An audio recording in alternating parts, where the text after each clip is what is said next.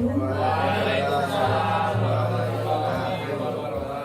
kasih Bapak Ibu atas kehadirannya dan keluarga waktunya. Insya Allah tidak lama. Di sini kami berempat CGP mau menyampaikan tentang budaya positif sekolah. Ini banyak sekali ilmunya, banyak sekali yang bisa kita refleksi dari diri kita sendiri ya.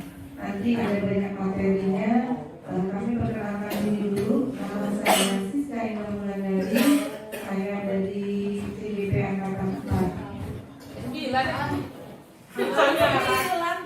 Iya, saya Siska Indah Wulandari, CGP Angkatan 9. Saya Anissa Mepratini dari CGP Angkatan 9. Saya Eri Muhaziah, saya CGP Angkatan 9 Lampung. Saya Dewi Sandra, CGP Angkatan 9. Oke, materinya nanti ada beberapa kami sampaikan bergantian. Ya, ini profil kami. Materi yang pertama itu disiplin positif dan kebajikan universal. Nanti kami bergantian. Kegiatan tematik. Nah, ini saya cobakan ke 30 detik karena saya ada Bu Eri sama Bu Lisa. Ya, sini. Kegiatan tematik. Jadi Bu Erin, saya beri sesuatu yang berharga dan ini harus dilindungi baik-baik. Sekarang tugas Bu Lisa mencoba membukanya. Dalam waktu 30 detik, boleh diitik-itik, boleh dicubit, boleh dirayu. Gak lama-lama.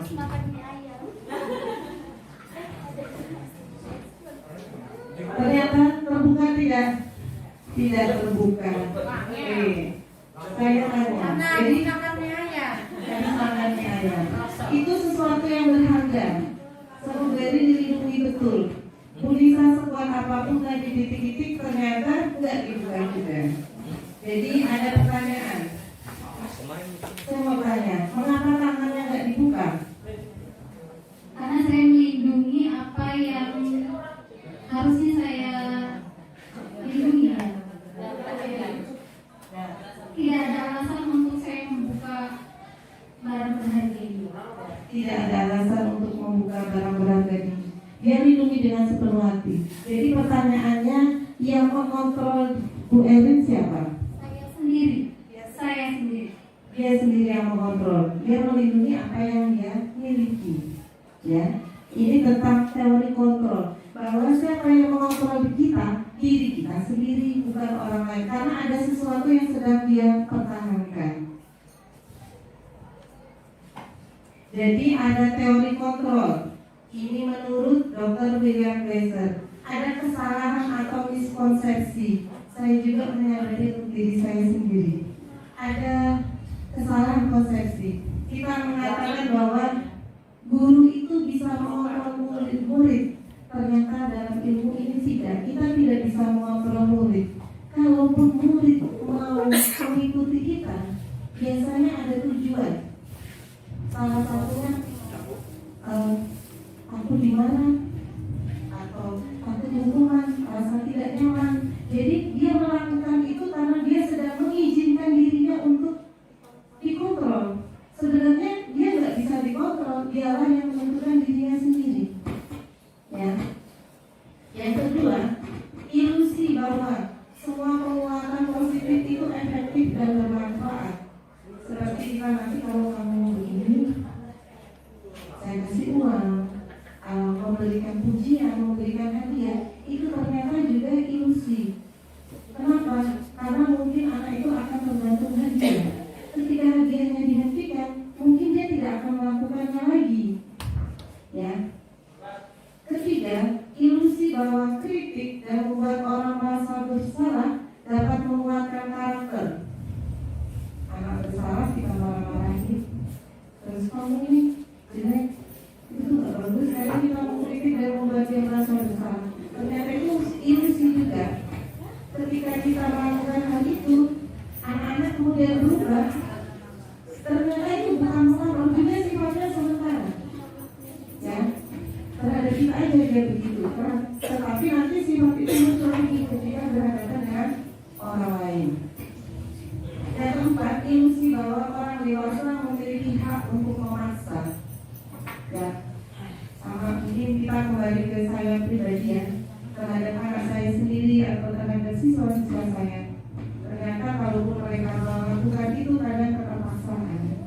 Jadi 4 perannya diinklusi bahwa mereka melakukan sesuatu tidak permanen karena ada faktor-faktor tertentu, ya.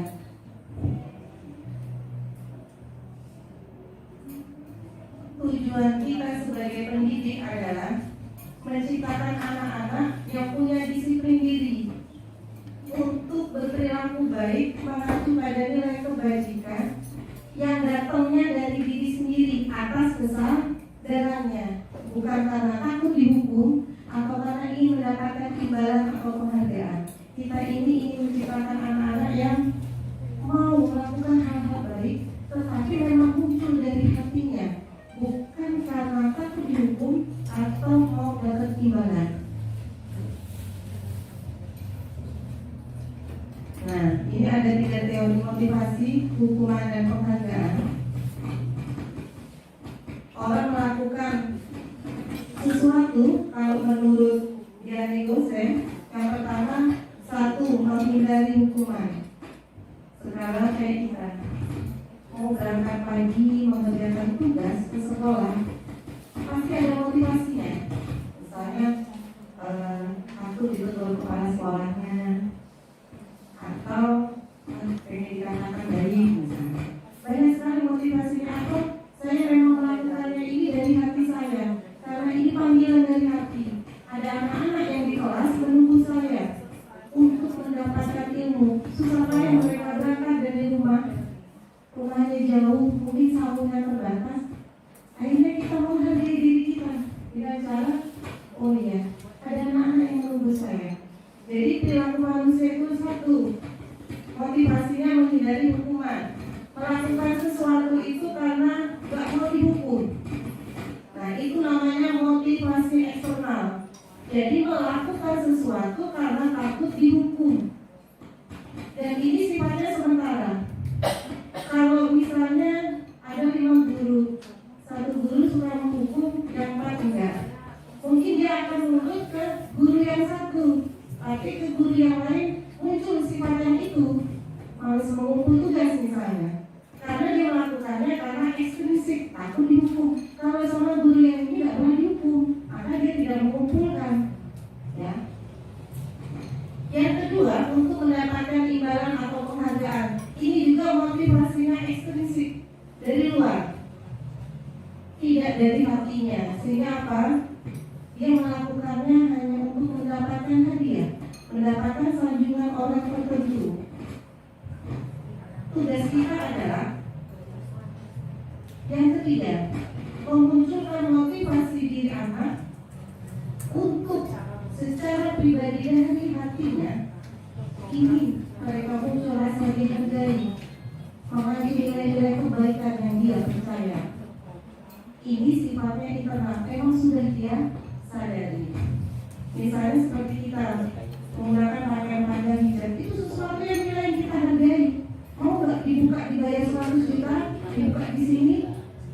Ada yang mau? Mungkin nggak mau, karena apa? Itu sesuatu yang saya hargai dan saya lakukan dari hati, bukan karena pujian, bukan karena takut dibilang tetangga apa. Jadi melakukannya secara intrinsik, muncul dari hatinya masing-masing. Oke, ada 3 beda: hukuman, konsekuensi, restitusi. Kita lihat ya. Hukuman, apa bedanya? Hukuman itu bersifat satu arah, tidak menentu. Siswa tidak tahu apa yang akan dia dapatkan atas kesalahannya. Bisa fisik atau psikologinya, perasaannya. Kalau itu yang kita lakukan, maka siswa jadi pasif, banyak nih, apa sih, nggak peduli, atau bahkan dia agresif. Itu kalau kita menghukum. Jadi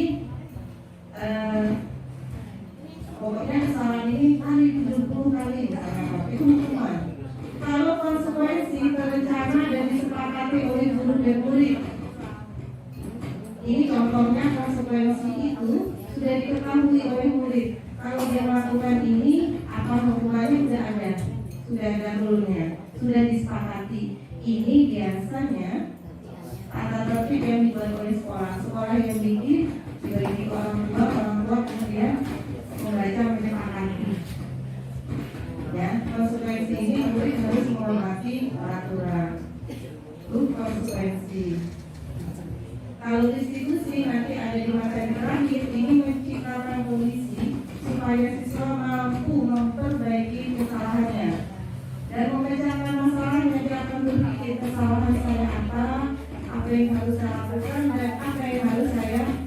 memperbaiki. Ini untuk menghormati dirinya sendiri dan orang lain.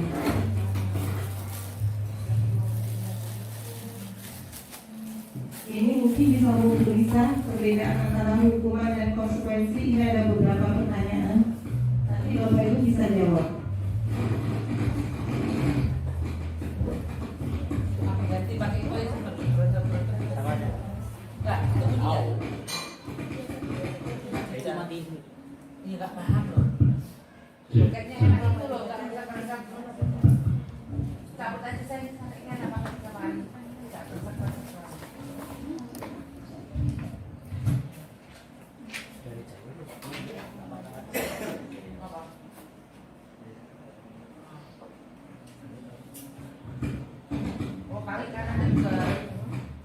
Ada kipas angin kan ya?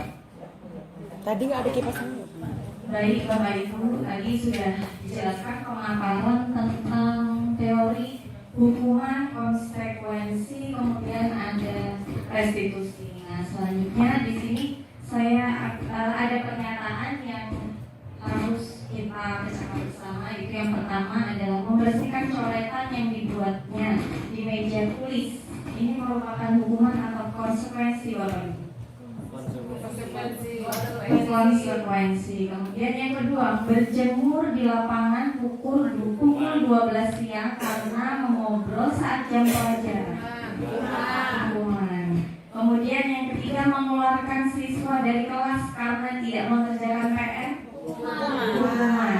Kemudian pulang lebih akhir 20 menit karena terlambat mengikuti pelajaran. Konsekuensi. Ya. Ini contoh penerapan hukuman atau konsekuensi yang sudah biasa kita lakukan. Ternyata seperti ini Bapak Ibu perbedaannya. Sebaiknya kita melakukan hukuman atau konsekuensi. Sebaiknya konsekuensi. Kemudian dihukum oleh penghargaan. Ini menurut Cohen, tindakan memberikan penghargaan yang nilainya sama dengan menghukum seseorang.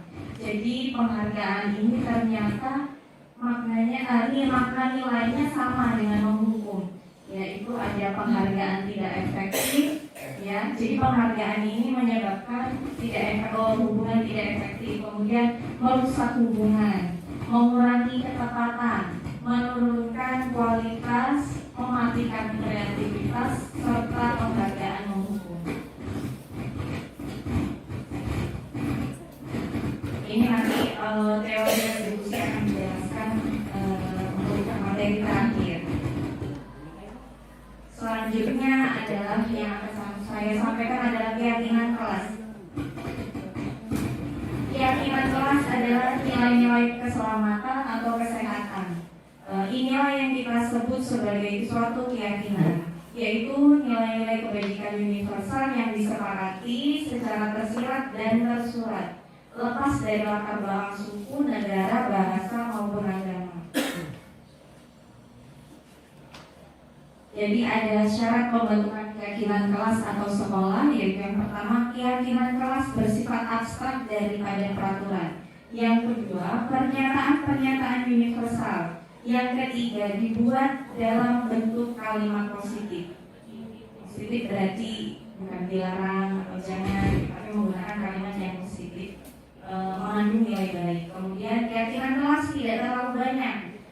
Keyakinan kelas yang dapat diterapkan di lingkungan tersebut. Semua warga memiliki kontribusi dalam pembuatan keyakinan kelas. Kemudian peninjauan dari waktu ke waktu. Nah, di sini ada beberapa contoh peraturan dan nilai-nilai kebajikan yang dituju. Sama Bapak Ibu, di sini ada pernyataan tentang peraturan dan kita akan menentukan nilai kebajikan yang dituju. Yaitu yang pertama, kembalikan barang ke tempatnya. Merupakan nilai kebajikan apa ya Bapak Ibu? Perapihan, bisa. Tanggung jawab. Ya, lanjut yang kedua, dilarang mengganggu orang lain. Nilai kebajikannya menghargai atau menghormati orang lain atau bisa toleransi ya Bapak Ibu. Kemudian hadir di sekolah 15 menit sebelum pembelajaran dimulai. Disiplin. disiplin, ya ini merupakan nilai kebajikan yang disiplin. Kemudian peraturan, dilarang melakukan kekerasan, ini nilai kebajikannya apa? Bapak Ibu? Apa ya Bapak Ibu? Dilarang melakukan. Cinta damai bisa Bapak Ibu. Ya, menghargai orang lain juga bisa. Selanjutnya dilarang menggunakan narkoba, kesehatan. Kemudian bergantian atau menunggu giliran, ini nilai kebijakannya.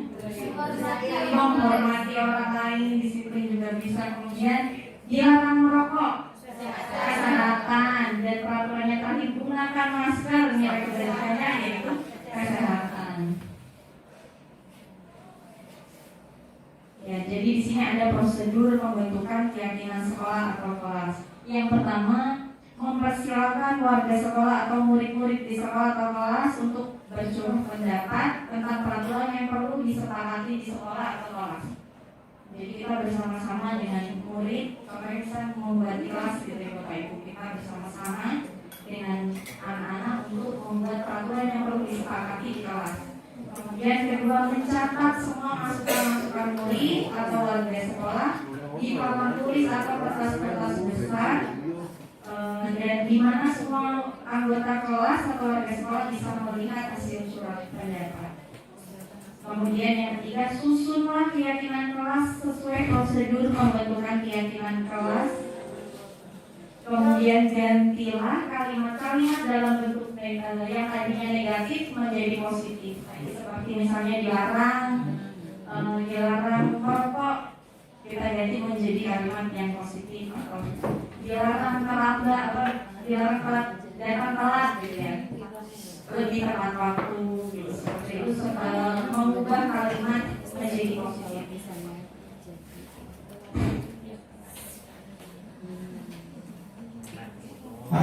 Ini contoh kalimat negatif. Jangan berlari di kelas atau koridor.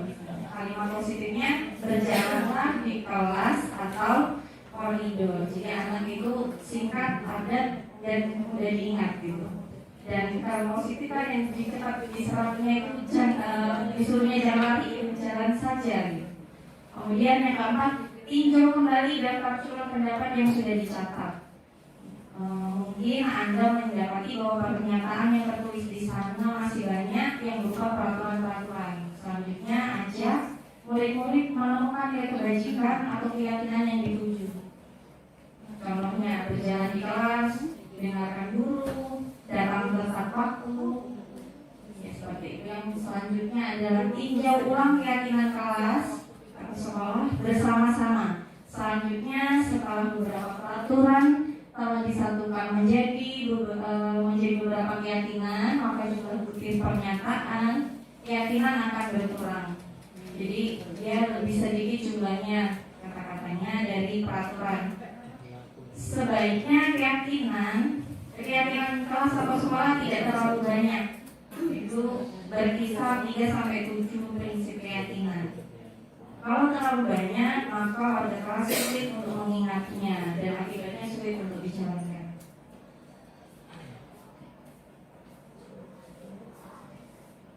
Contoh keyakinan kelas, hormat. Nilai kebajikannya hormat Bapak Ibu. Kemudian kami meyakini bahwa sangat penting untuk menghormati semua orang dan barang milik orang lain. Dan contoh nilai kebajikan bekerja. Kami meyakini bahwa sangat penting untuk mengerjakan segala pekerjaan dan mengikuti kegiatan yang telah ditugaskan. Yang ketiga, ini nilai kebajikan diterima dan dimiliki. Kami meyakini bahwa sangat penting untuk merasa diterima pada suatu kelompok dan saling peduli satu dengan yang lain. Ya, ini selanjutnya adalah 5 kebutuhan dasar manusia yang akan disampaikan oleh Bu Eti.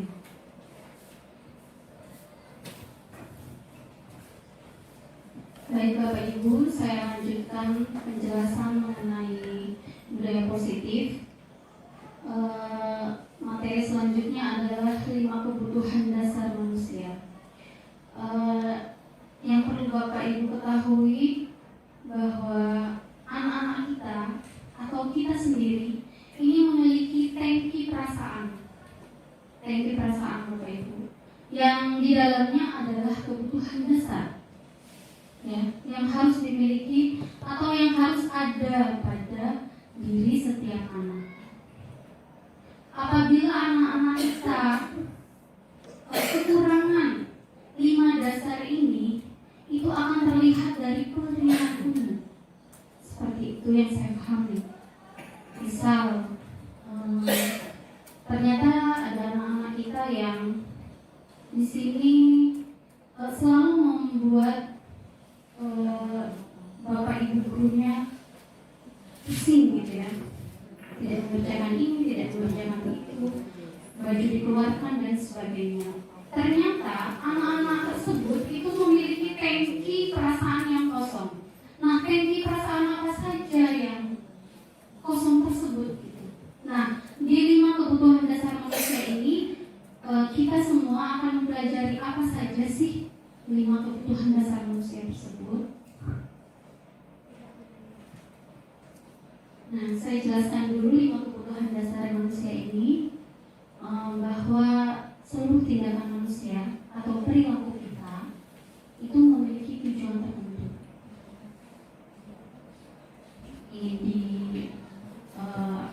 ingin diperhatikan, ingin diberi ruang gitu ya. Itu adalah salah satu tujuan yang mendasari adanya kebutuhan dasar manusia. Semua yang kita lakukan adalah usaha terbaik kita untuk mendapatkan apa yang kita inginkan. Kita ingin dihormati, kita ingin dihargai. Ternyata ini adalah karena kebutuhan dasarnya kosong gitu. Ada tangki perasaannya yang kosong. Ketika kita mendapatkan apa yang kita inginkan, sebetulnya saat itu kita sedang memenuhi satu atau lebih dari kebutuhan dasar kita tersebut. Nah, 5 dasar manusia itu, 5 kebutuhan dasar manusia itu, yang pertama adalah bertahan hidup atau survival, kemudian kebebasan, freedom, kasih sayang dan rasa diterima, love and belonging, kemudian penguasaan itu apa ya, lupa saya, kemudian kesenangan, fun, gitu ya. Nah, seperti saya jelaskan ini satu persatu. Yang pertama adalah kebutuhan bertahan hidup. Yang kebutuhan bertahan hidup itu adalah kebutuhan yang bersifat fisiologis. Misalnya kesehatan, rumah, dan makanan. Kebutuhan biologis sebagai bagian dari proses reproduksi pun itu adalah termasuk kebutuhan untuk tetap bertahan hidup. Nah, komponen psikologis pada kebutuhan ini meliputi kebutuhan akan perasaan aman. Ada kasus di modul ini. Yang pertama adalah ada anak yang sering memakan jajan kawan-kawannya. Ternyata apa? Ternyata ada kebutuhan bertahan hidup yang mendasari alasannya kenapa mereka atau anak-anak tersebut mengambil makanan kawan-kawannya. Ternyata apa itu? Makanan. Karena kebutuhan makanan yang harusnya dia penuhi di rumah, dia nggak dapat dari orang tuanya. Akhirnya apa? Di sekolah mereka mencari untuk survival itu dengan apa? Dengan mencari makanan dari kawan-kawannya. Seperti itu. Kurang perhatian dari orang tua misalnya ada. Akhirnya apa? Mencari perhatian di sekolah. Kenapa? Karena 5 kebutuhan dasar salah satunya itu tidak terpenuhi di rumahnya. Seperti itu.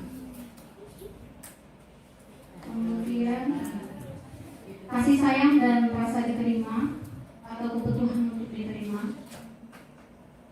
Kebutuhan ini adalah sifatnya psikologis, perasaan gitu ya. Kebutuhan disayangi, diterima, meliputi kebutuhan akan hubungan dan koneksi sosial. Misalnya ada anak yang sebenarnya dia memakai jilbab baru gitu ya, dan ingin dipuji oleh nah, pujian itu dia merasa bahwa dia disayangi, dia diterima oleh kawan-kawannya.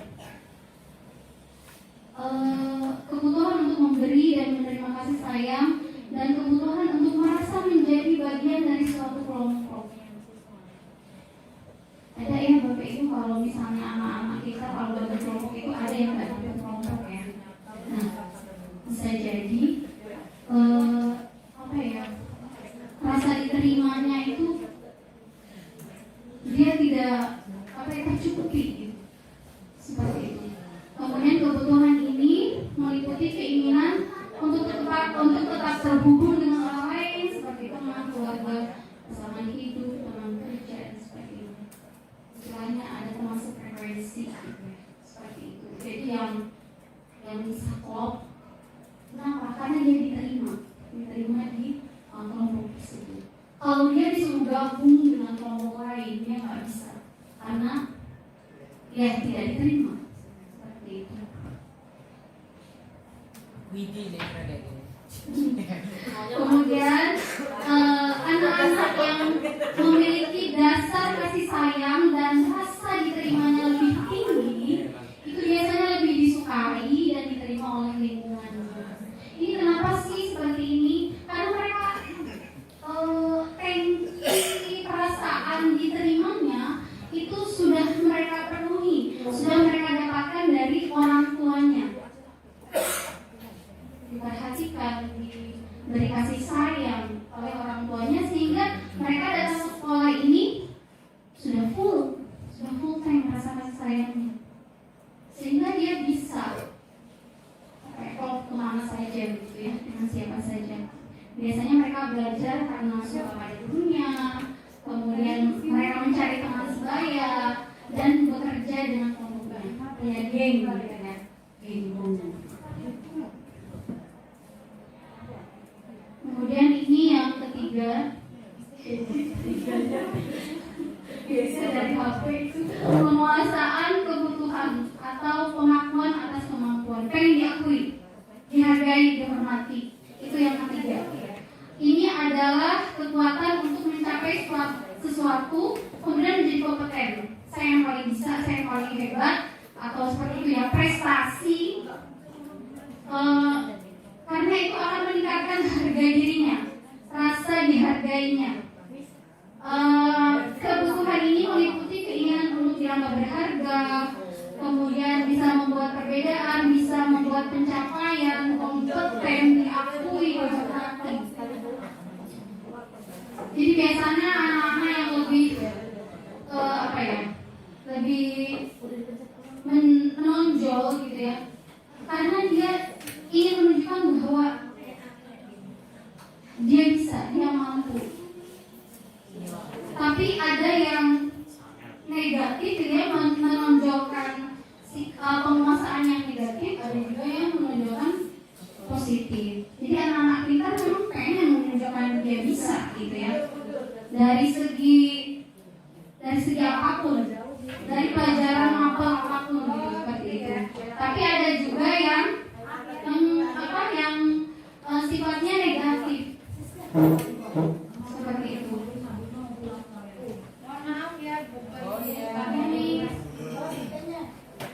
Nah, anak-anak yang memiliki kebutuhan dasar akan penguasaan yang tinggi, nah biasanya selalu ingin menjadi pemimpin, jadi pengen ketua kelas, ketua kelompok, pengen mengontrol orang, gitu ya, pengen mengatur.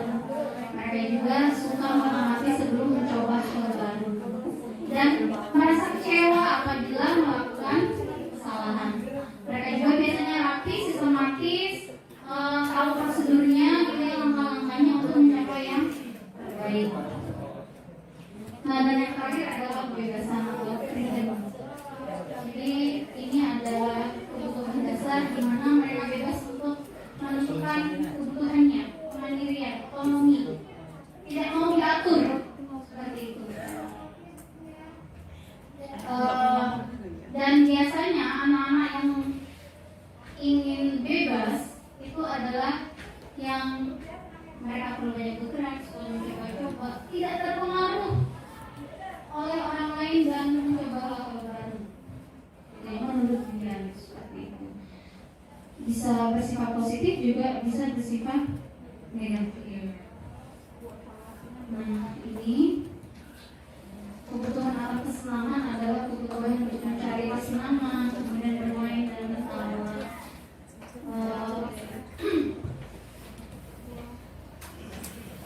Dresser menghubungkan kebutuhan akan kesenangan dengan belajar.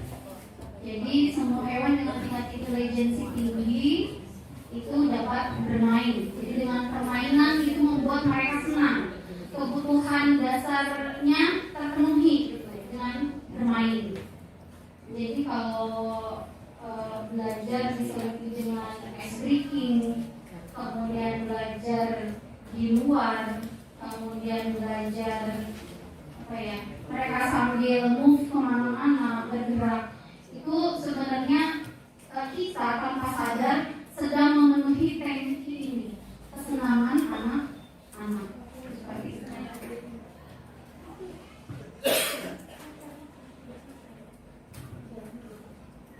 Nah, anak-anak itu kalau sudah senang kepada yang mereka senangi, mereka juga bisa berkonsentrasi tinggi saat mengerjakan hal yang disenangi. Dan macam-macam, gitu ya. Nah, selanjutnya adalah 5 posisi kontrol guru. Nah, ini adalah posisi ada 5 posisi kontrol guru yang bisa jadi itu ada di diri kita. Yang pertama adalah penghukum, yang kedua pembuat merasa bersalah, yang ketiga teman, yang keempat pemantau, dan yang kelima manajer. Yang akan saya jelaskan di sini adalah nomor 1 dan nomor 2. Mari kita cermati apa saja sih posisi. Nah, ini ilustrasi.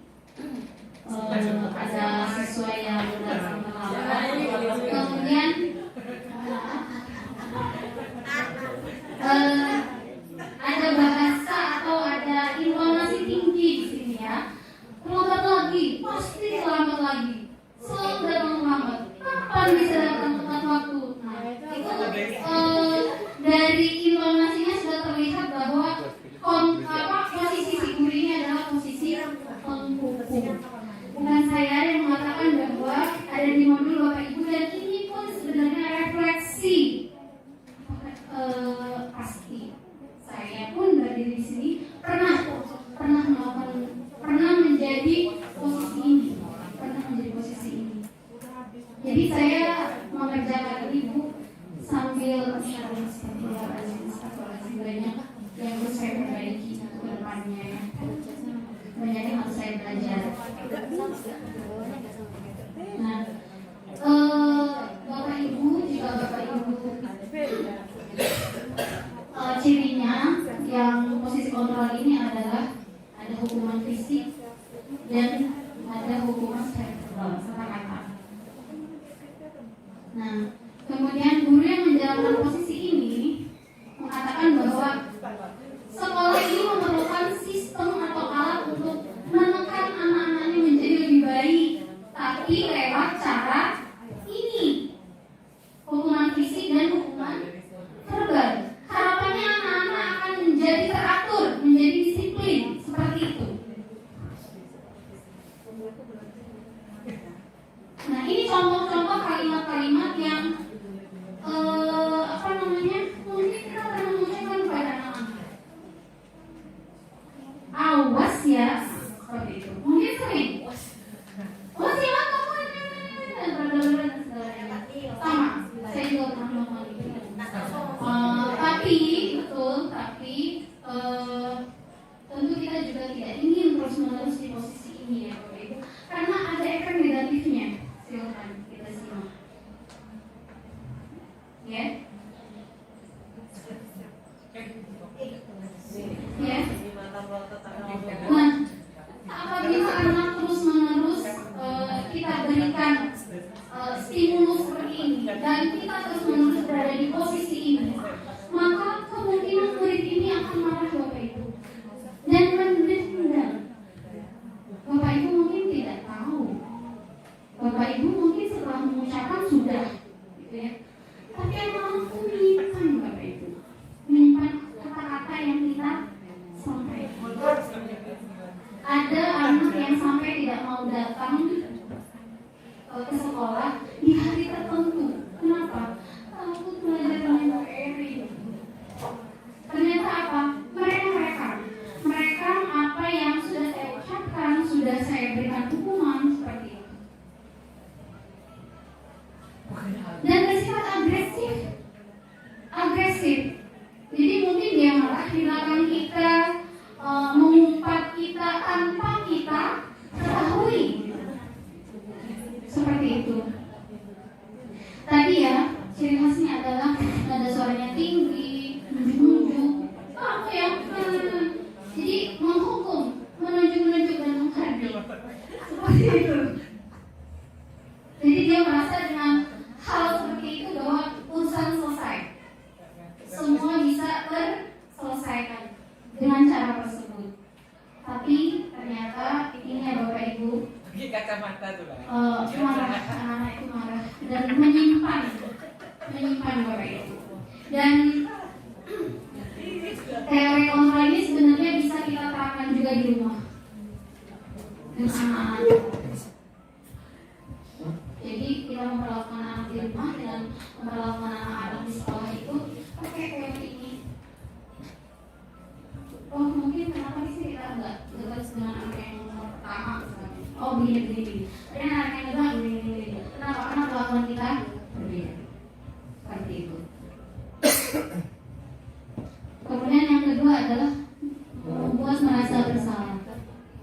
Yang ini kebalikannya dengan yang mengontrol tadi, yang mengontrol tadi. Bahasanya lembut.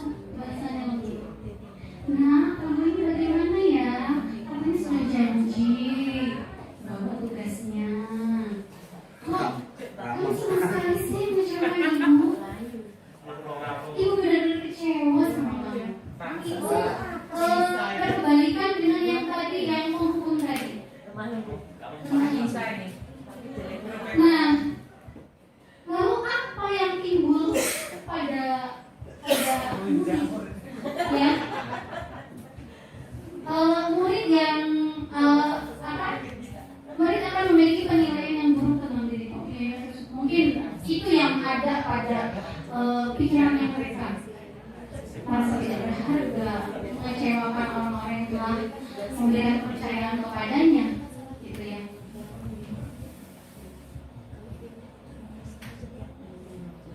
Nah ini tadi.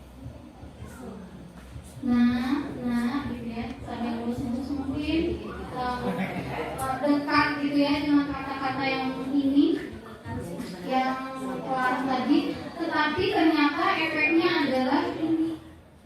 Menjadi orang yang gagal, gitu ya.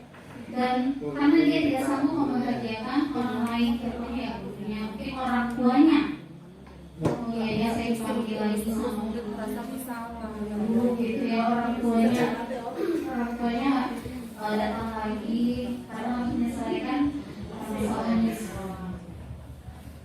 Nah itu Bapak Ibu, dua teori kontrol yang mungkin salah satunya kita ada atau mungkin di dua-duanya. Jadi monggo disimak kembali, ada 3 teori kontrol lagi dan bisa direfleksikan di mana sebenarnya sih posisi kontrol yang terbaik. Monggo kepada pengunjung hari ini sampai dilanjutkan.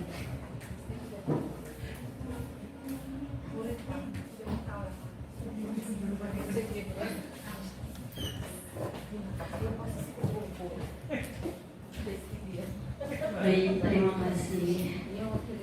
Saya melanjutkan mengenai teori kontrol. Di sini teori kontrol ini adalah posisi kita ketika menghadapi anak yang tidak sesuai dengan harapan, seperti itu.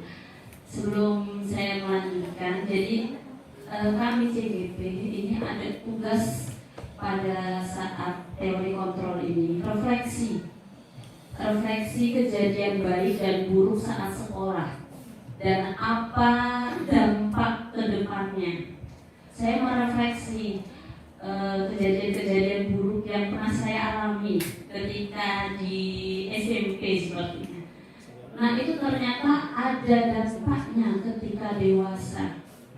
Saya pernah dimarahi sama guru seperti itu. Ternyata Ya, pengalaman pribadi. Dan banyak pengalaman dari teman-teman saya. Ternyata ada dampaknya saat dewasa. Ketika dewasa dia jadi minder, tidak percaya diri, berbicara di depan umum, itu ternyata ada dampak dari gurunya di kejadian di sekolah. Dan di sini kita sama-sama berbagi untuk mengurangi dampak tersebut agar anak-anak kita tidak memiliki dampak buruk di kemudian hari. Seperti itu, Bapak Ibu. Nah, ini saya melanjutkan teori kontrol sebagai teman. Nah, kalau dari gambarnya kayak Pak Agus ya. Bagus Bawa bola, ini bestie saya Pak Agus. Nah, ini ada ilustrasinya. Iya, benar. Kopi benar. Termasuk sebagai menganggap murid sebagai teman. Ayolah, bagaimana sih kamu? Kemarin kamu udah janji sama bapak. Kenapa terlambat lagi? Ya udahlah, nggak apa-apa. Sini duduk. Nanti gampang bapak bantu. Pandang dulu. Yang penting buatin kopi ya. Ada kalimat-kalimat seperti, bapak pernah membantu kamu kemarin. Bersediakah kamu berubah demi bapak? Itu juga termasuk kata-katanya. Ayo bantulah demi bapak ya. Seperti itu. Nah, ini ada ciri-ciri dari posisi kontrol teman. Nah, ciri-cirinya yang pertama ramah, akrab dan bercanda. Kemudian bahasa tubuhnya merapat ke murid, senyum jenaka, sering mengajak bercanda seperti itu ya. Nah, ini posisi kontrol teman ciri-cirinya. Ada nggak sih konsekuensi logisnya? Kenapa ada dampak positif dan dampak negatifnya ketika kita menganggap murid kita ini teman? Dampak positifnya ya benar, murid akan merasa senang dan akrab dengan guru. Kita tuh seperti dinanti-nanti di kelasnya seperti itu. Oh, nanti pelajarannya Bu Erin, saya semangat ini kalau Bu Erin. Nah, seperti itu dampak positifnya. Tapi ada dampak negatifnya. Murid jadi tergantung pada guru tersebut. Tidak ada masalah, dia merasa bisa mengandalkan guru tersebut untuk membantunya. Ini sepertinya juga saya pernah ada di posisi seperti ini. Seperti yang Arsa seperti itu ya. Arsa itu kalau pelajaran saya sepertinya tertib, tapi kok saya dapat curhatan dari gurunya nggak seperti itu. Jadi mungkin saya memposisikannya sebagai teman. Jadi Arsa memiliki dampak negatif seperti ini. Nah, ini akibat kontrol teman. Risa hanya akan berbuat sesuatu bila yang menyuruh itu guru yang disukainya, yang dia anggap teman. Dan belum tentu kalau guru lain yang berkata dia akan nurut, dia akan mengerjakan tugas yang menurut dia temannya dia seperti itu. Bila suatu saat guru tersebut tidak membantu, maka murid akan kecewa dan berkata, saya pikir bapak teman saya. Murid merasa dikecewakan dan tidak mau lagi berusaha. Hal lain yang mungkin timbul adalah murid hanya akan bertindak untuk guru tertentu dan tidak untuk guru lainnya. Murid akan tergantung pada guru tersebut. Nah, itu adalah yang posisi teman. Selanjutnya ini pemantau. Kenapa Risa semua saya juga bingung? Sepertinya saya lagi kepikiran Bu Risa. Nah, ini adalah posisi kontrol keempat. Mungkin ada Bapak Ibu, oh itu kayak saya seperti itu. Ini kata-katanya seperti ini kalau pemantau. Risa,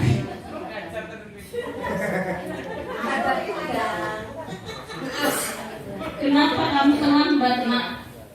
Ibu catat ya kamu di buku merah. Oh enggak, harusnya data kalau pemantau, salah, diulang lagi. Kalau ini tadi penghukum Bapak Ibu. Risa, kamu terlambat. Ibu catat ya di buku merah. Kamu tahu kan konsekuensi jika kamu terlambat? Oh iya, itu pemukul. Dia santai, dia lebih formal, cenderung formal, dan bahasanya datar, tapi nancep seperti itu. Iya. Nah, ini ada juga kata-kata yang sering dilontarkan dengan yang berada pada posisi pemantau. Sanksi pasti sering mengatakan sanksi atau konsekuensinya apa. Kira-kira kalau seperti ini hukumannya apa? Selalu merujuk pada sanksi konsekuensi hukuman. Peraturannya apa? Seperti itu. Itu posisi pemantau. Nah, ini ciri-cirinya. Nada suaranya datar. Kemudian bahasa tubuhnya yang formal, seperti itu. Nah, ini ilustrasinya. Gurunya.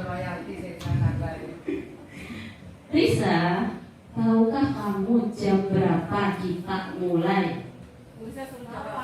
Nah, kemudian Pak Agus dijawab, tahu Pak. Kembali, Risa yang jawab, tahu Pak.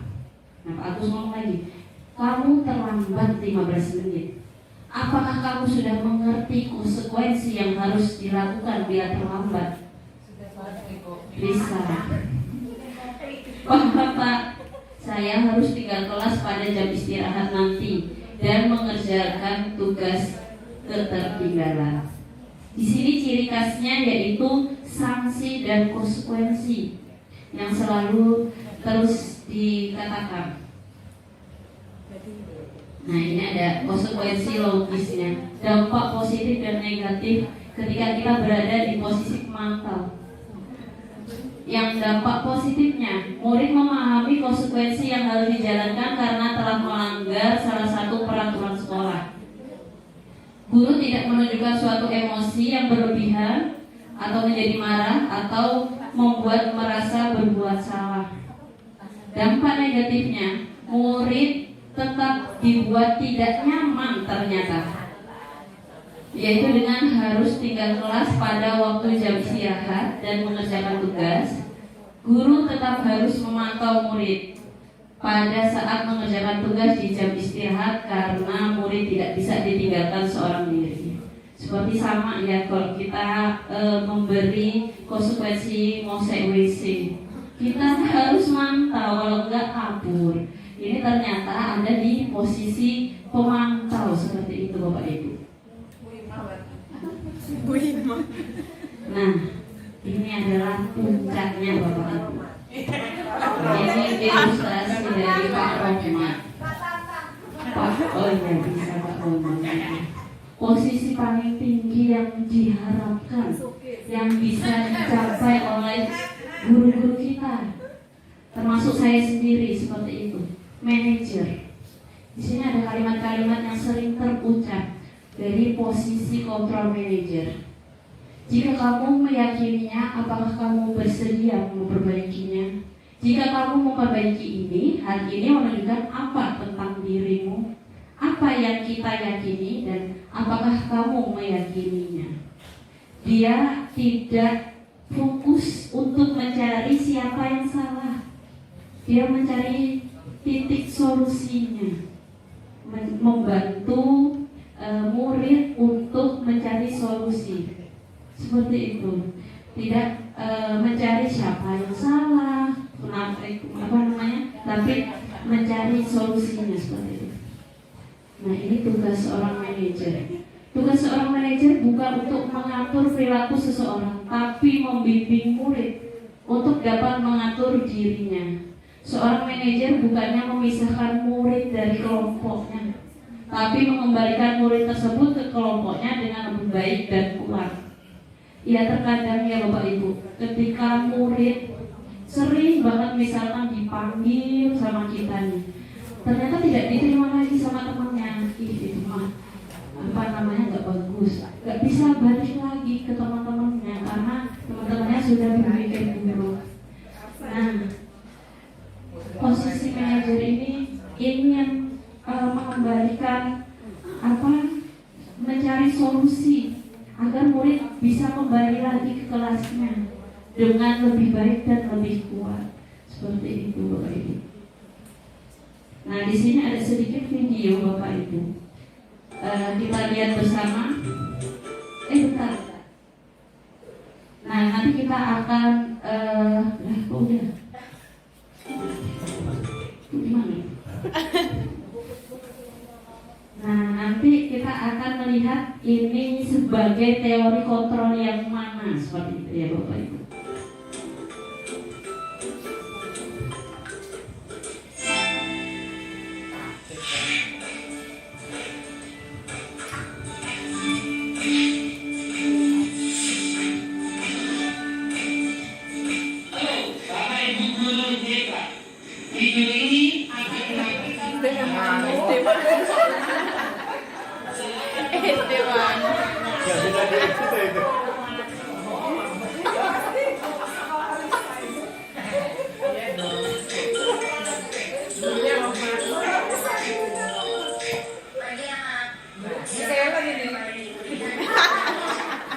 Pas banget pakai kacamata. Kamu selalu ya mengerjain PR. Sekarang kamu duduk di depan, lalu tulis. Saya berjanji tidak akan mengulangi lagi. Saya berjanji akan berusaha menjadi murid yang rajin belajar sampai pelajaran saya selesai.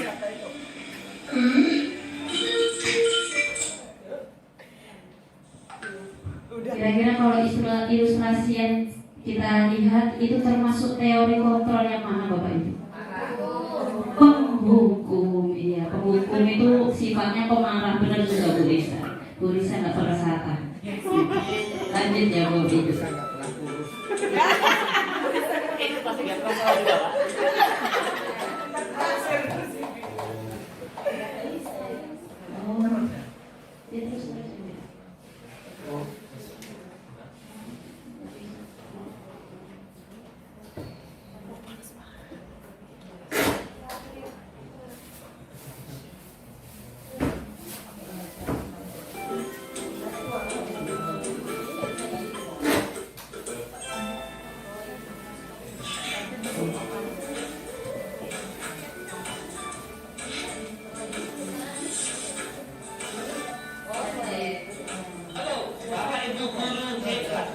Video ini akan menang.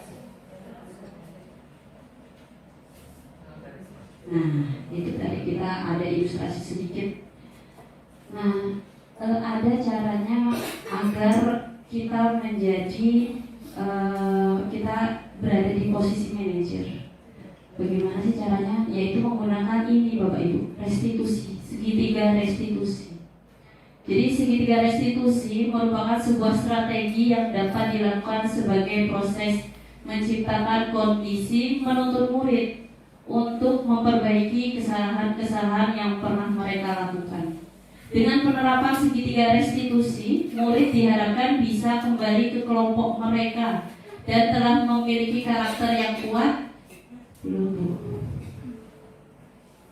dan memperbaiki kesalahan yang telah dilakukan. Dengan penerapan segitiga restitusi juga diharapkan mampu meningkatkan motivasi murid untuk lebih baik sepanjang hidupnya, dan motivasi tersebut muncul dari dalam diri sendiri bukan karena faktor takut maupun mengharapkan imbalan.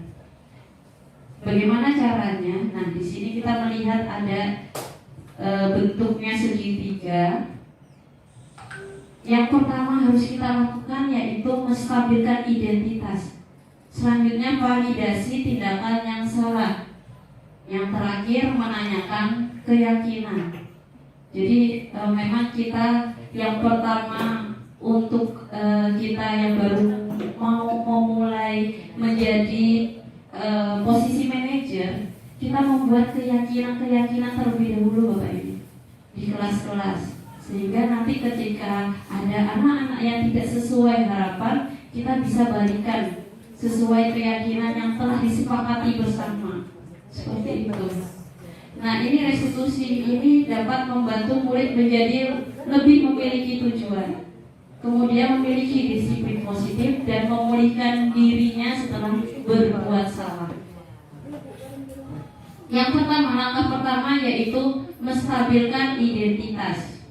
Jika anak berbuat salah, kebutuhan dasar mereka yang tidak terpenuhi.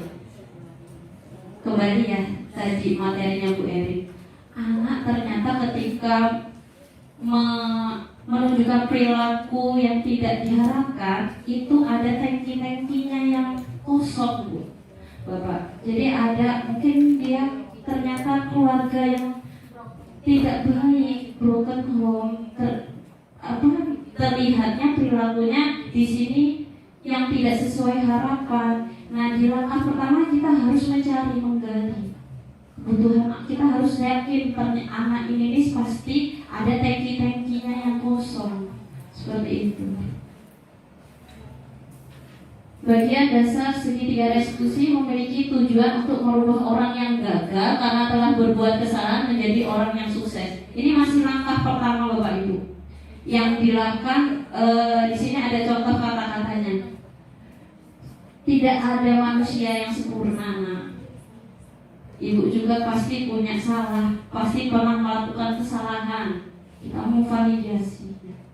Saya juga pernah melakukan kesalahan seperti itu kok. Mungkin kalau kalau ibu merasa takut, ibu juga seperti kamu, lari dari masalah ini. Misalkan dia kabur saat pelajaran, siapa karena takut. Nah, kita validasi dulu. Ketika seseorang dalam kondisi emosional, maka otak tidak akan mampu berpikir rasional. Saat inilah kita menstabilkan identitas anak. Anak kita bantu untuk tenang, kita cari solusi untuk menyelesaikan masalahnya. Selanjutnya, Bu. Ini langkah kedua, kita sudah stabilkan identitasnya dengan ibaratnya semua orang punya salah, ibu juga punya salah. Nah, itu yang langkah pertama. Langkah kedua, konsep langkah kedua adalah kita harus memahami kebutuhan dasar yang mendasari tindakan anak berbuat kesalahan. Menurut teori kontrol, semua tindakan manusia baik atau buruk pasti memiliki maksud tujuannya. Di sini ada kalimat-kalimat pada langkah kedua yang dilakukan. Sudah kita stabilkan identitasnya, kemudian kita bisa cari kenapa sih anak tersebut. Randy pasti punya alasan melakukan hal tersebut. Coba sekarang ceritakan kepada ibu, apa sih alasannya? Kita cari dulu alasannya. Selanjutnya. Nah, tahap ketiga, teori kontrol menyatakan bahwa kita pada dasarnya termotivasi secara internal. Ketika langkah 1 dan langkah 2 sukses dilakukan, maka anak akan siap untuk dihubungkan dengan nilai-nilai yang dia percaya dan berpindah menjadi orang yang dia inginkan. Nah, ini mengenai keyakinan yang telah di awal dibuat kita hubungkan dengan perilakunya. Seperti itu. Penting menanyakan ke anak tentang kehidupan ke depan yang dia inginkan. Ketika mereka sudah menemukan gambaran masa depannya, guru dapat membantu mereka untuk tetap fokus pada gambarannya. Melalui segitiga restitusi, kita dapat mewujudkan mereka menjadi murid yang merdeka. Mereka mampu menyelesaikan masalah dengan motivasi internal dan bertanggung jawab terhadap pilihannya. Nah, ini tahapan yang ketiga yang bisa kita tanyakan. Kita sudah buat keyakinan kelas. Nah, keyakinan kelas apa saja yang telah disepakati? Apa Randy meyakini keyakinan kelas kita? Jika Randy meyakini, apakah Randy bersedia memperbaikinya? Jika Randy memperbaikinya, berarti hari ini menunjukkan seperti apa Randy yang sebenarnya. Apa rencana Randy untuk memperbaiki hal ini? Bagaimana perasaan Randy setelah berdiskusi dengan ibu melakukan restitusi? Itu adalah pertanyaan-pertanyaan yang terakhir. Nah, ini ada sedikit video Bapak Ibu yang saya buat, tapi memang jauh dari kata sempurna. Ini adalah tugas saya merestitusi anak dengan kasus tidur di dalam kelas. Tapi muter-muter, Bu.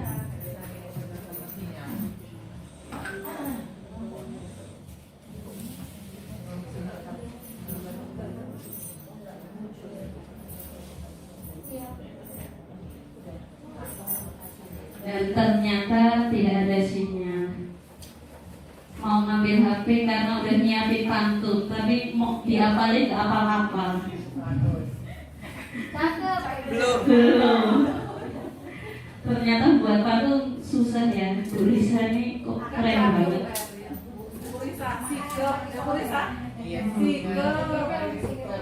Nah, untuk sebagai penutupnya, sebelumnya saya ucapkan banyak terima kasih kepada Bapak Ibu telah hadir di dalam ruangan. Maaf, beribu-ribu maaf telah menyita waktu yang berharga yang mungkin seharusnya Bapak Ibu sudah di rumah, sudah melakukan hal-hal yang banyak di rumah, harus berada di sini. Untuk sebagai penutup saya beri satu pantun. Tadi mau dihafal tapi gak hafal-hafal. Budina membawa bonsai, lalu duduk makan stroberi. Enak tuh. Semuanya telah usai, saatnya kami undur diri. Wabillahi taufiq wal hidayah. Wassalamualaikum warahmatullahi wabarakatuh.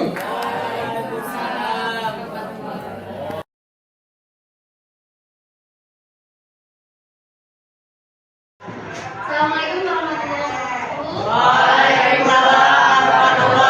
wabarakatuh. Oke, hari ini kita akan membuat keyakinan kelas. Sudah tahu belum apa itu keyakinan? Keyakinan kelas. Kalau yang biasanya kamu tahu apa? Selain keyakinan yang bisa dibuat di dalam kelas, yang berlaku di dalam kelas. Aturan, terus tata tertib. Nah, ternyata apa sih keyakinan itu? Keyakinan kelas itu adalah sebenarnya keyakinan kelas itu adalah sebuah peraturan. Tetapi peraturan dan dengan keyakinan ada perbedaannya. Kalau peraturan sesuatu yang dibuat dan dilaksanakan oleh individu agar tercipta suatu kondisi yang tertib, kondusif, dan teratur. Jadi dibuat untuk individu, dilaksanakan oleh individu, dan fungsinya untuk melatih tanggung jawab, melatih keterampilan, menjaga kecemburuan, menjaga kenyamanan, dan melatih hiburan. Peraturan itu sebenarnya bisa kamu membuat sendiri untuk diri kamu sendiri. Misal, kamu ingin membuat peraturan, saya harus bangun pagi jam 5 subuh. Itu contohnya. Itu untuk diri kamu sendiri. Belum tentu bisa disamakan aturan tersebut kepada orang lain. Nah, ini contohnya. Ini yang ada peraturan di dalam sekolah, ya. Contoh memakai seragam. Ada peraturannya tidak di sekolah? Ada di mana? Sudah diketahui seluruhnya tidak tentang peraturan sekolah? Tahunya dari mana? Sebelum masuk, lewat kertas. Kertas apa itu namanya? Tata tertib. Tahu kalau harus memakai seragam sesuai dengan harinya? Tahu, sudah tahu. Terus apakah kalian tahu tidak kalau misalnya tidak memakai seragam ada konsekuensinya? Di peraturan itu ada atau tidak? Ada. Kalau misalnya tidak, akan bagaimana? Kalau misalnya memakai seragam sesuai dengan harinya akan bagaimana? Tertulis tidak di tata tertib? Ada ya? Ada. Misalnya yang tidak memakai seragam, laporan, harus lapor. Kalau tidak salah harus melapor kepada guru tiket, kemudian meminta atau ada sanksi atau tidak. Nah, sanksi itu dibuat bersama antara kamu dengan sekolah atau tidak? Dibuat bersama? Tidak, tapi dibuat oleh sekolah saja. Makanya itu disebut sebagai peraturan. Bedanya apa dengan keyakinan? Nah, apa bedanya dengan keyakinan? Kalau keyakinan itu berarti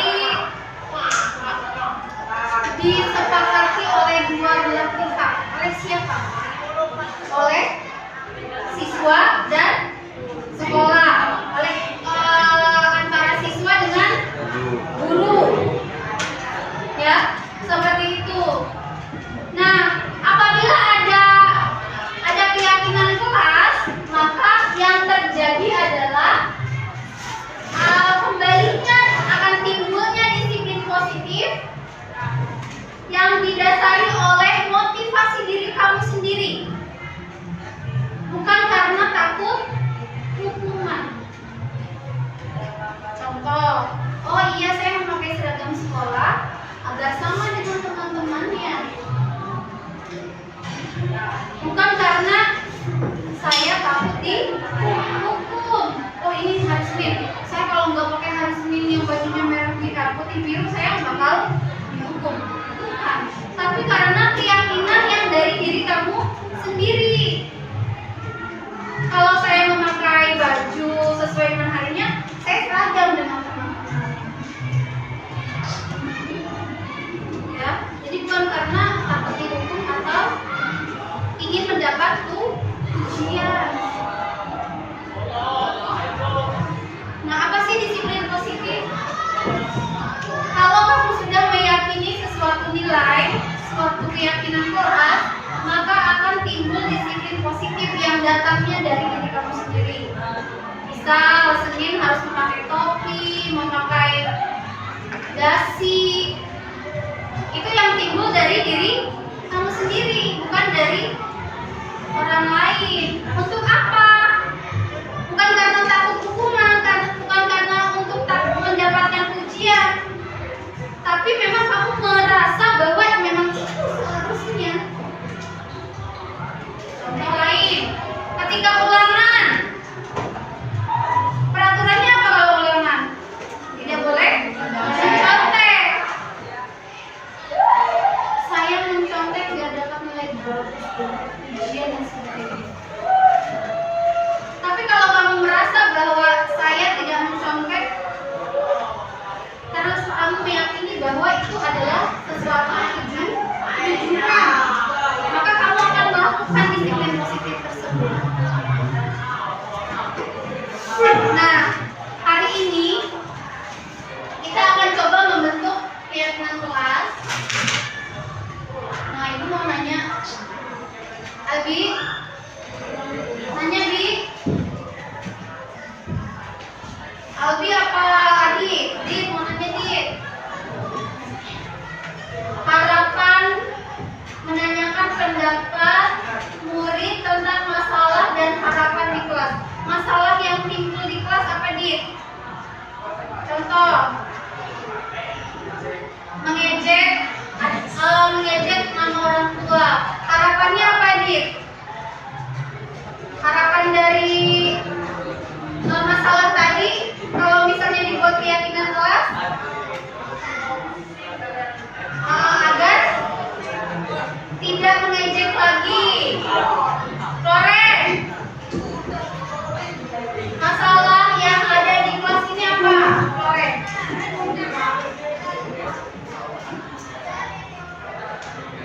Apa? Ini kayak apa? Keadaan kelas. Masalahnya apa? Ketika tidak mengganggu ketika orang sedang belajar. Harapannya kalau dibuat peraturan kelas, ya tidak menjadi tidak mengganggu. Boleh.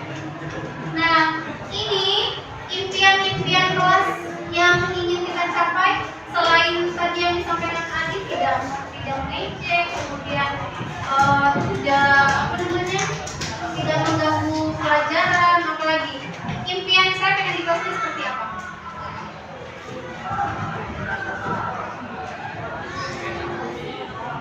Kita ingin kelasnya seperti apa? Bersih, misalnya. Terus apalagi gitu?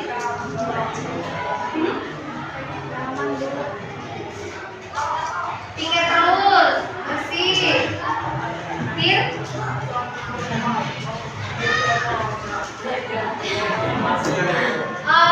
Saling menghormati satu sama lain, tidak ada ejek-ejekan.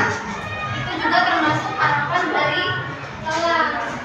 Nah, kita akan mengumpulkan ide dari kalian bagaimana keyakinan kelas kita akan dibentuk. Kemudian setelah keyakinan kita sepakati, maka akan ada tanda tangan. Maksudnya tanda tangan itu adalah kalian menunjukkan bahwa bersedia menyetujui peraturan tersebut, keyakinan tersebut dalam kelas. Jadi kalau ada temannya yang melakukan kesalahan atau melanggar atau lupa dengan keyakinan itu, maka akan saling diingatkan. Tuh lihat, nanti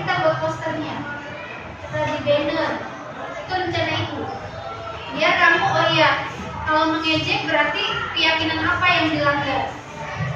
Kalau mencontek, keyakinan apa yang dilanggar? Oh, kalau mengambil hak orang lain, mengambil pena, mengambil uang, misalnya mengambil barang orang lain tanpa izin, apa keyakinan apa yang dilanggar?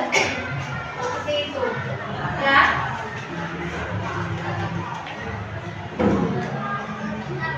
Mari kita buat kesempatan kelas dengan cara kalian menuliskan yang menurut kalian yang ingin sebagai impian kelas kalian di sini seperti apa?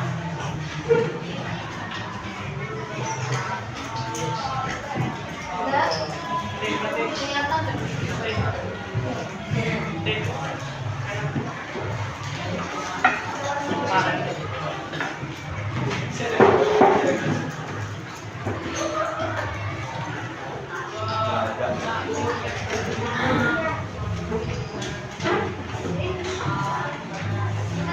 nggak?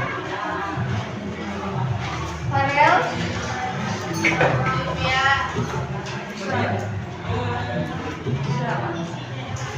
Nanti kita tempel di tengah sebelah sini ya.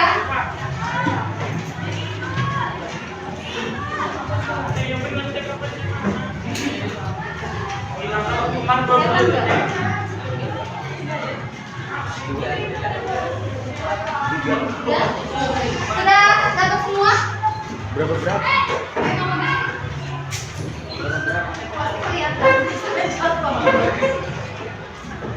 Wih, nonton tadi. Oke.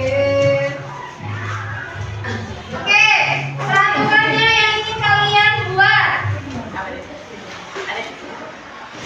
Silakan ditulis di situ seperti yang waktu itu. Kita tulis, kita bagi dulu di sini. Boleh?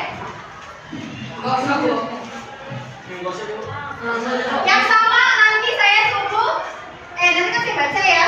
Nanti ibu baca. Yang sama berarti kalian kan mendengarkan. Yang sama dengan yang kalian buat berarti harus. Ya. Siapa yang punya lebih?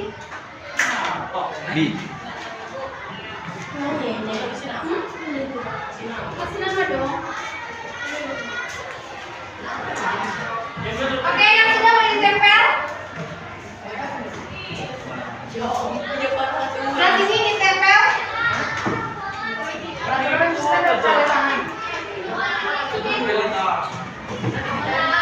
Tanda tangannya terakhir kalau sudah disepakati keseluruhannya. Oke. Satu-satu saya baca, saya baca. Masuk kelas tepat waktu. Menggunakan seragam rapi. Tidak mengganggu atau jahil. Jangan mengolok-olok teman. Tidak memakai sepatu sendal dalam kelas. Tidak berbicara sendiri saat guru sedang menjelaskan. Tidak boleh tidur di dalam kelas. Harus dikek. Tidak boleh mengejek orang tua. Tidak mengganggu teman saat belajar. Mendengarkan guru. Saat mendengarkan tidak boleh duduk di atas meja. Jangan makan di kelas saat santai. Tidak boleh memakai sendal di dalam kelas. Tidak boleh memakai topi di saat jam pelajaran. Tidak berkata kasar. Tidak bekerja jika bekerja kelompok harus bekerja dan membantu teman. Berkata kasar. Tadi mana berkata kasar ya? Ya, tidak berkata kasar. Tidak memakai atribut.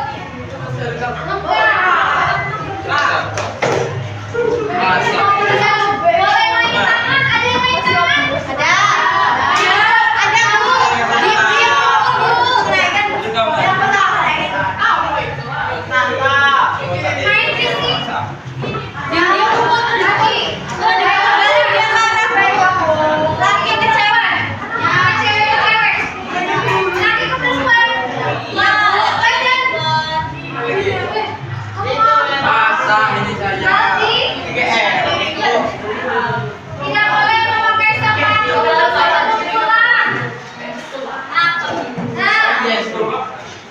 Baik, kita setelah mendapatkan peraturan yang sudah kamu tempel, yang sudah kamu buat ini, selanjutnya adalah merubah dari kalimat yang negatif yang ada kata tidaknya dirubah menjadi kalimat yang positif yang bisa lebih sopan diucapkan. Contoh, tidak boleh main tangan. Sayang, kita tidak boleh mengejek nama orang tua, berarti dilarang masih. Tadi. Kalau harus piket sesuai jadwal. Ini kalimat positif atau sudah kalimat negatif? Harus piket sesuai jadwal.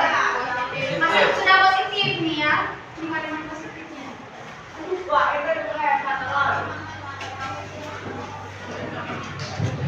Ya, kita ganti jadi kalimat. Tidak boleh tidur di kelas. Berarti harusnya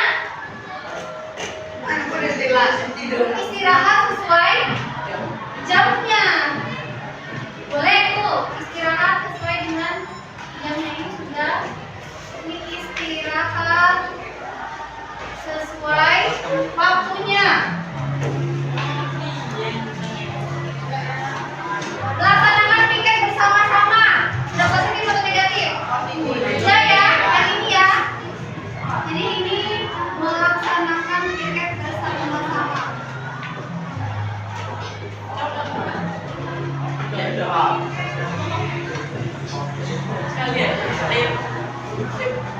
Jangan makan di kelas pas pelajaran. Jadi makan ketika makan hanya atau makan pada saat istirahat.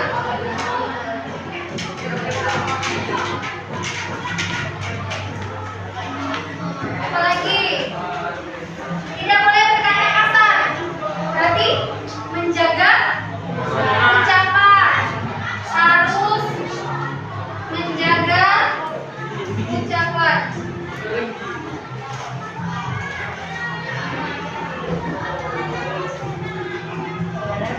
Harus menjaga ucapan. Waktu masuk kelas tepat waktu. Sudah positif atau negatif? Sudah ya. Masuk kelas tepat waktu. Tidak mengganggu, tidak jahil. Berarti apa tuh? Bermain sesuai dengan batasan. Jadi tahu aturannya. Sesuai aturan, bermain sesuai aturan, atau bercanda sesuai dengan aturan. Jadi tidak kebablasan. Ya, mengolok-olok, mengejek fisik orang juga ini. Sama ini. Mana lagi? Berbicara jorok tadi, ini yang menjaga ucapan. Apa tadi? Yang ini mengganggu teman saat belajar. Apa hikmah? Oh ya, bermain sesuai batasan. Nah, ini bisa yang lagi yang main tangan tadi ya. Sesuai dengan batasannya. Main fisik, jangan mengolok-olok nih. Main fisik ke sini ya. Menjaga ucapan. Terus tidak boleh memakai topi saat jam pelajaran. Berarti apa tuh kalimat positifnya? Berarti memakai atribut sesuai aturan. Memakai atribut sesuai aturan. Topi di kelas boleh tidak? Kan tidak boleh ya. Kemudian sama nih kayak tadi sendal. Mana sendal? Atribut lengkap nih. Hari Senin atributnya lengkap. Kemudian memakai sendal. Tidak boleh memakai sepatu di dalam. Ini juga nih memakai atribut atau apa? Sesuai aturan. Tidak berisik saat jam pelajaran. Kemana nih? Buat lagi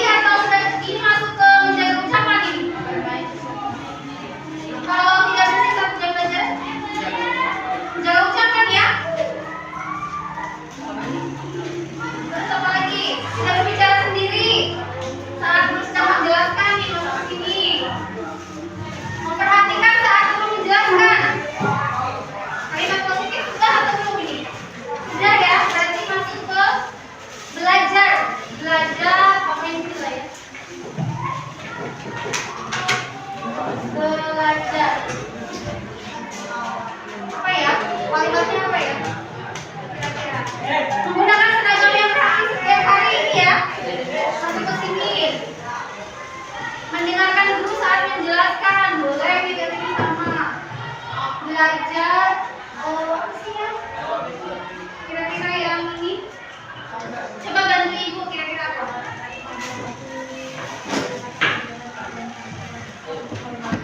Menghormati guru. Menghormati Bapak Ibu guru. Saat jam pelajaran. Saat jam pelajaran. Oke. Tidak boleh mengejek nama orang tua tadi, menjaga ucapan ya. Ini berisik, ini nih masuk ke sini nih ya. Yang berisik, kemudian yang berbicara sendiri saat guru menjelaskan masuk ke sini. Tidak boleh mengejek nama orang tua, berkata kasar. Nah, harus menjaga ucapan. Memakai sepatu sebelum pulang, ini ya, atribut ya. Menggunakan atribut sesuai aturan. Mengganggu orang yang sedang belajar. Main sesuai batasan. Kalau sudah wayangnya masuk belajar, berarti sudah berhenti mainnya. Bekerja kelompok harus saling bekerja sama. Masuk mana? Buat lagi, berarti apa ini? Saling membantu. Saling membantu dalam pelajaran. Dalam artian dalam kelompok ya. Bukan salaman, contek-contekan, bukan. Ingin kelas bersih dan terawat, berarti ini ya, sama. Terus tidak boleh duduk di atas meja. Di mana nih? Berarti apa ya? Sopanan kan ini ya? Menjaga sopanan, kesopanan, menjaga kesopanan.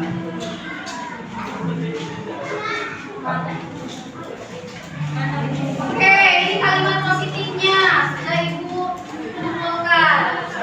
Nah, sekarang kita tentukan nilai apa yang ada pada kalimat-kalimat positif ini. Nilai kebajikan universalnya. Nilai kebajikan itu sebentar saya di sini.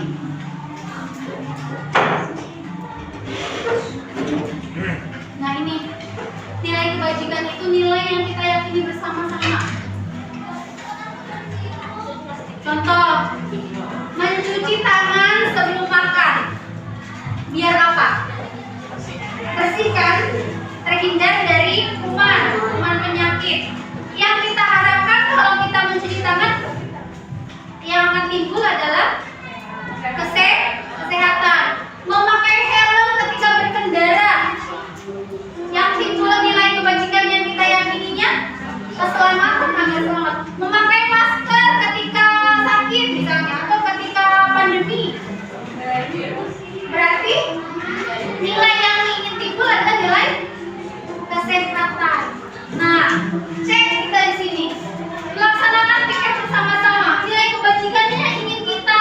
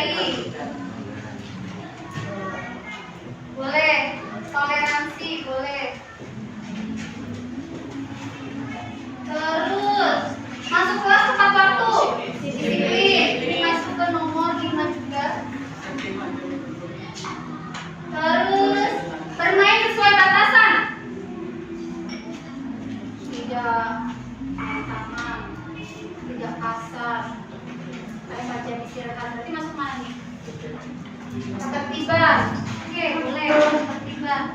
Boleh ketertiban. Selain itu juga masuk ke menghargai.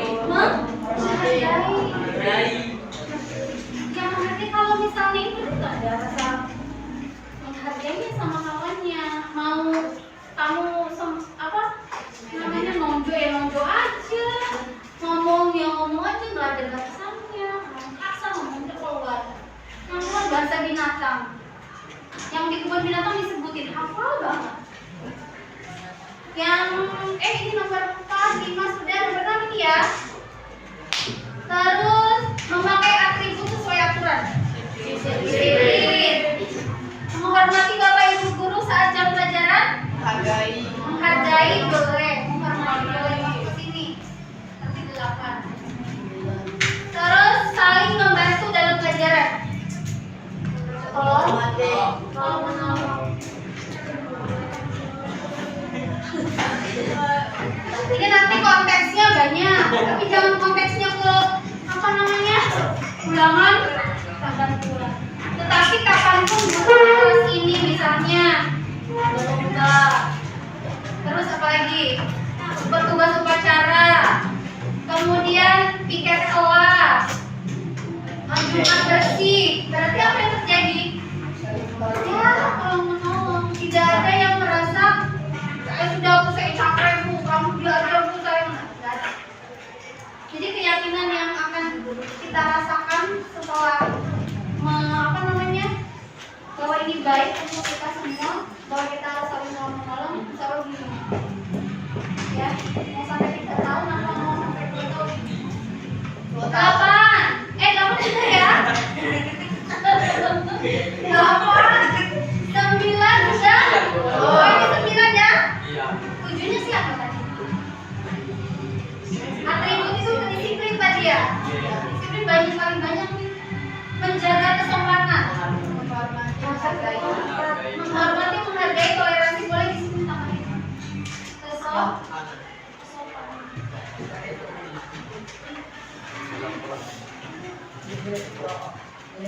Keyakinan yang ada di kelas kita berarti ada kebersihan, ada disiplin. Berarti kalau kebersihan berarti sama-sama menjaga kebersihan, sama-sama piket. Mungkin nggak ada yang nggak piket. Kemudian disiplin dalam berpakaian, disiplin dalam waktu, disiplin saat bermain, saat makan, tidak membuang sampah ya di belakang ya, yang gunung batin. Kemudian menghormati, menghargai, toleransi, tidak ada ejek-ejekan lagi. Kemudian dengan Bapak Ibu pun demikian, menghormati pada saat pelajaran, tidak ada yang sibuk sendiri, tidak ada yang ngobrol sendiri, tidak ada yang tidur, juga termasuk dalam menghormati dan menghargai. Ya, Farel. Kemudian ketertiban tadi yang mana nih? Nomor 6. Bermain sesuai batasan ketertiban. Dan waktunya masuk ya masuk. Kemudian apa lagi ini?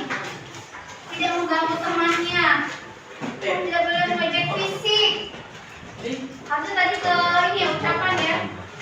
Yang fisik. Nah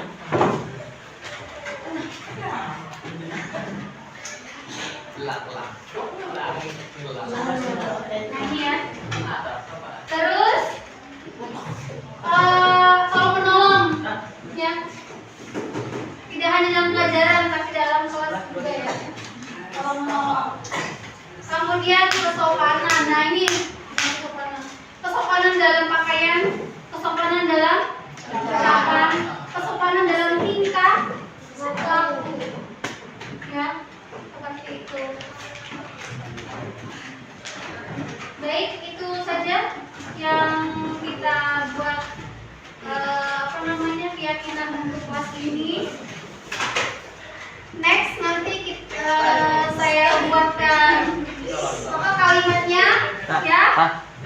Kemudian nanti setelah jadi ya, setelah jadi kita akan menandatangani kesepakatan tersebut dan sudah mulai berlaku untuk seterusnya ya. Masih warga 8F berarti mengikuti aturan yang ada di dalam Jelas? Oke, itu saja. Terima kasih. Saya akhiri. Wassalamualaikum warahmatullahi wabarakatuh.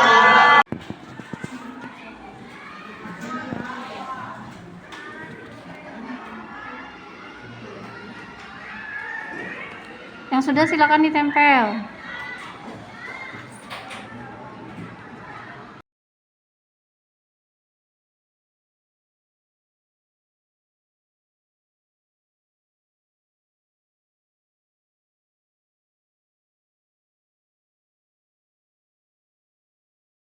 Assalamualaikum warahmatullahi wabarakatuh. Perkenalkan, nama saya Gladys Ishak dari kelas 8F. Perkenalkan, nama saya Ziflia Nur Azhara dari kelas 8F. Assalamualaikum warahmatullahi wabarakatuh. Perkenalkan, nama saya Kahab dan Alfari dari kelas 8F. Perkenalkan, nama saya Mutia Yasmin dari kelas 8F.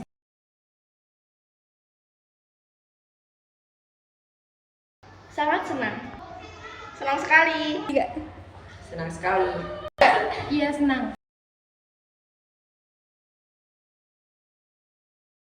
Penting. Penting. Sangat penting.